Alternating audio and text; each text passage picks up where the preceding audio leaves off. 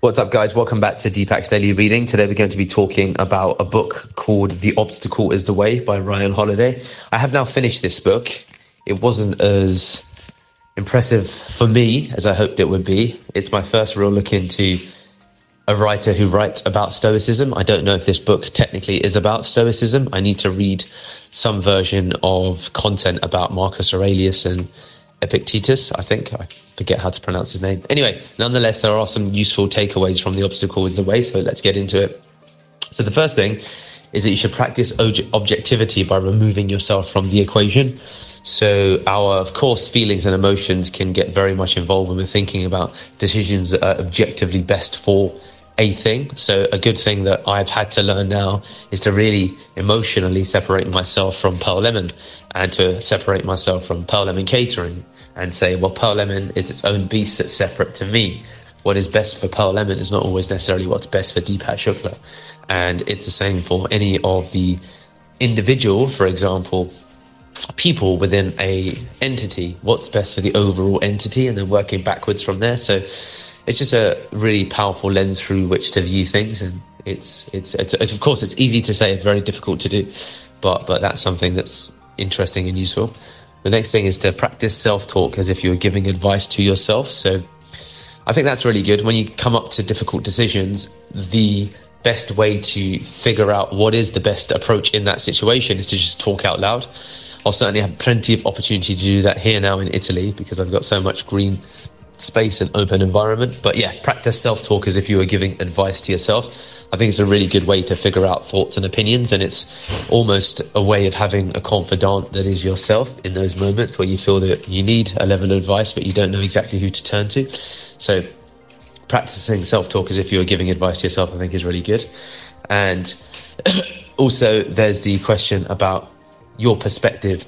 Is your perspective limiting your actual view, or is it giving you another option? Because there's always options in any situation. You're never stuck. You can either stop doing the thing, you can attempt to do more of the thing, or you can find a different way to do the thing, if that makes sense. So there's always another perspective. Then there's this quote that I really like. It was mentioned in the book, and I think it might be a passage from one of the Psalms in the Bible. God grant me the serenity to accept the things I cannot change, courage to change the things I can, and wisdom to know the difference. So I think that's an incredibly powerful quote. And then this is in reference to Tommy Johns. I think he was I don't know if he was a pitcher within baseball, but he fundamentally had a issue with his ulnar collateral ligament, which got torn or damaged in some way. And when a pitcher blows out his arm, they call it a dead arm injury. Game over, you're done. There's no coming back from it. And then he went to the doctors to see if there was any way in which he could recover. And they said there was an experimental surgery where they took a ligament from his other arm and put it into that arm. And the likelihood of it being successful is 1 in 10 or 1 in 100, something quite small. Anyway, he did all of the rehab above and beyond what was required and went on to have a career of 27 seasons. And he always said, as a professional, his job is to pass the difference, P-A-R-S-E, pass the difference between the unlikely and the impossible. So that's something that I think is quite powerful. And he played for the New York Mets, I think, and he got to the age of 45 and they decided to, I think, drop him 44, 45. And he said, well, on the count of his age, saying, look, you need to retire, because that was a common consensus. And then he said, look, if I came back and as a walk-on, so they have walk-ons at the beginning of each year, people try out for the teams, would I get a look at? Would I get looked at? And said, okay, you'll get a look if you come. So he came back as a walk-on and was compared to anyone that was new. And he went on to be in the starting team for the Mets, and he broke records for his age. So it's really quite impressive, and again, it refers back to that quote we've just seen. So also it talks about in moments of high stress. Also, stress is of course not real. It's something that's in your mind. It doesn't really exist in front of you. The only real stress is if you're about to be the victim of some immediate physical or verbal assault of some kind. Otherwise, it's just in your mind. And ways that you can detach yourself from it is, if you have a pet, you can spend time with your pet to be in the present moment, because that's the space and world in which your pets live in, and they're very useful in times of stress. And then also when you have to make difficult decisions. And there's unpluggers, which are strenuous exercise and fundamentally anything that forces your mind to stop working. So what also happens when you go through moments of high stress, and if you continually look towards it at the same time, you get into the world of adversarial growth or post-traumatic growth. So moving is traumatic. Me now figuring out phase 2, which is, what are the tax implications of me being in Italy? What are the implications in terms of how I spend, how I structure my company, continuing to build the business, all of the logistics that apply to it, continuing to grow and dealing with all of the challenges of it that requires growth. And some of it has been traumatic and stressful, let alone, of course, I need to become fluent in Italian if I am to build a life here. So outside of course, just being by myself, if you will. So yeah, some really, really interesting insights when I look at the takeaways from this book that I did like. And I'm just going to continue having a look at what else there is here.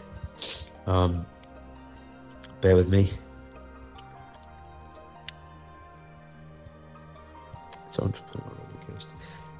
Okay, so then we've also got, here we go, sometimes the longest way around is the shortest way home. So in order to achieve your goal, sometimes it's the case that the longest way to the goal is the shortest way home, because you've got to look at doing something unorthodox. So that's that.